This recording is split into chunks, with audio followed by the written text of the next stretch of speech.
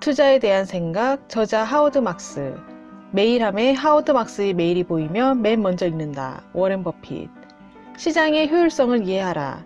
시카고 대학교 경영대학원에서 태동하여 시카고 학파로 불리는 금융과 투자에 관한 새로운 이론은 1960년대에 등장했습니다. 1967년부터 1969년까지 이 학교의 학생이었던 나는 이 새로운 이론이 시작된 곳에 있었고, 그렇게 해서 시카고 학파 이론은 나의 사고에 지대한 영향을 미치게 되었습니다. 효율적 시장 가설이 주장하는 것은 다음과 같습니다. 시장에는 많은 참가자가 있으며 이들은 관련 정보에 대체로 균등하게 접근합니다. 이들은 현명하고 객관적이며 의욕이 넘치고 노력을 아끼지 않습니다. 시장 참가자들의 집단적인 노력 때문에 각 자산의 시장 가격에 모든 정보가 즉시 그리고 충분히 반영됩니다. 시장 참가자들이 지나치게 저가인 자산은 즉시 매수하고 반대로 너무 고가인 자산은 즉시 매도할 것이기 때문에 자산 가격은 절대적으로나 상대적으로나 공정하게 매겨집니다.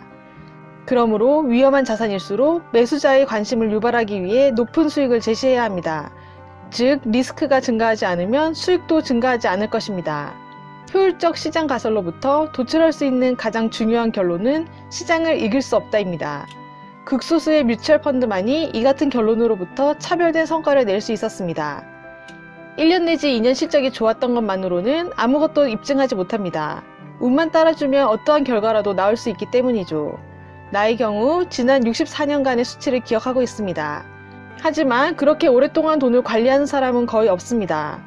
주식 투자계의 워렌 버핏들이 많은 주목을 받는다는 사실은 지속적으로 초과 성과를 내는 투자자의 사례가 매우 이례적인 것임을 보여줍니다. 시카고 학파 이론이 미친 가장 큰 영향 중 한 가지는 인덱스 펀드라는 소극적인 투자 기법의 탄생이었습니다. 이 방법으로 투자자들은 해마다 아주 낮은 수수료만 지불하고서도 시장 수익을 올립니다. 가치란 무엇인가? 증권 투자에 이용되는 모든 방법은 크게 두 가지 기본적인 유형으로 나뉠 수 있습니다. 기업의 가치를 분석하는 기본적 분석과 증권 가격의 동향을 분석하는 기술적 분석입니다. 나는 후자, 즉 기술적 분석을 믿지 않으므로 이것부터 간단히 언급해 보고자 합니다. 오늘날 과거의 주가 패턴에 대한 분석은 기본적 분석을 보충하기 위해 사용되고는 있지만 전보다는 많이 줄었습니다. 기술적 분석이 쇠퇴한 원인 중에 하나는 랜덤 워크 가설에 있습니다. 이 가설은 시카고 학파 이론에서 나온 것으로 1960년대 초반 유진 파머 교수의 주도하에 발전되었습니다.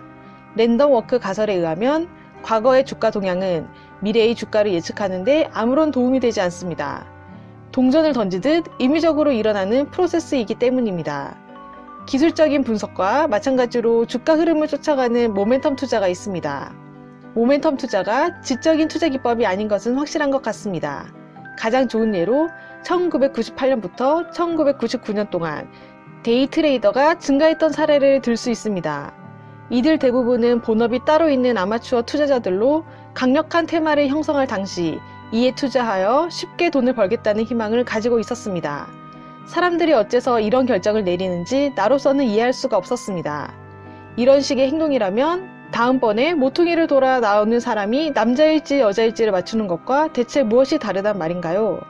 내가 보기에 이런 당일치기 거래자들은 10달러에 산 주식을 11달러에 팔면 성공적이라고 생각하는 사람들이며 그 다음 주에 다시 그 주식을 24달러에 사서 25달러에 팔아치우고 일주일 후에 똑같은 주식을 39달러에 사서 곧바로 40달러에 파는 사람들입니다. 이 과정에서 30달러의 수익을 올릴 수 있는 것을 3달러 수익에 그치는 자신의 실수를 발견하지 못한 투자자라면 더 이상 이 책을 읽는 수고를 하지 않기를 바랍니다. 인내심을 가지고 기회를 기다려라. 글로벌 금융위기와 관련하여 호황과 불황의 주기는 2005년부터 2007년 초에 상당한 상승가로 매도할 수 있는 기회를 우리에게 주었습니다. 또한 2007년 후반부터 2008년까지는 패닉 상태의 가격으로 매수할 수 있는 기회를 주었습니다. 여기서 내가 말하고 싶은 것 중에 하나는 언제나 최고의 결과만을 나오는 일이란 세상에 없다는 것입니다.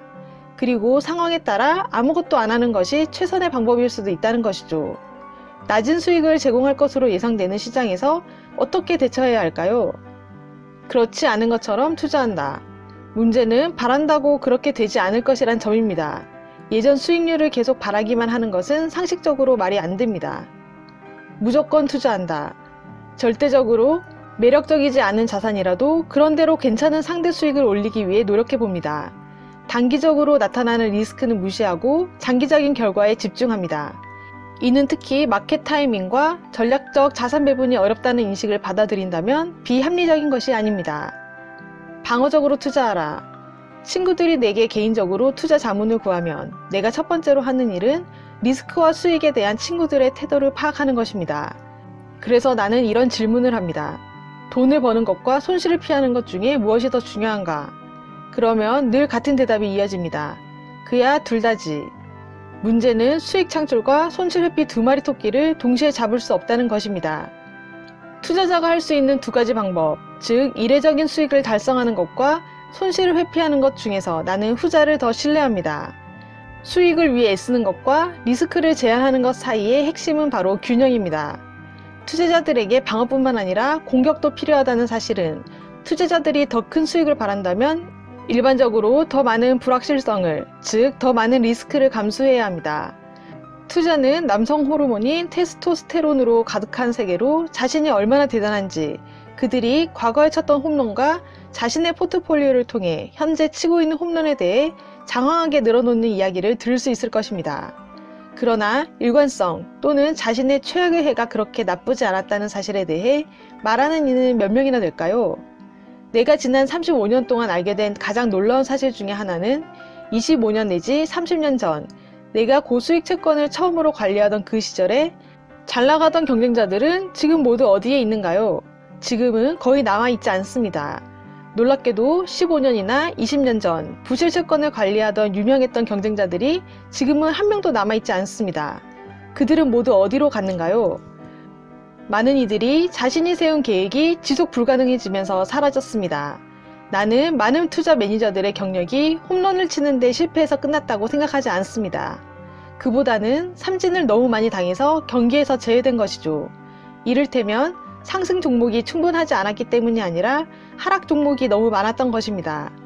그럼에도 불구하고 많은 매니저들이 계속해서 홈런을 치기 위해 노력합니다.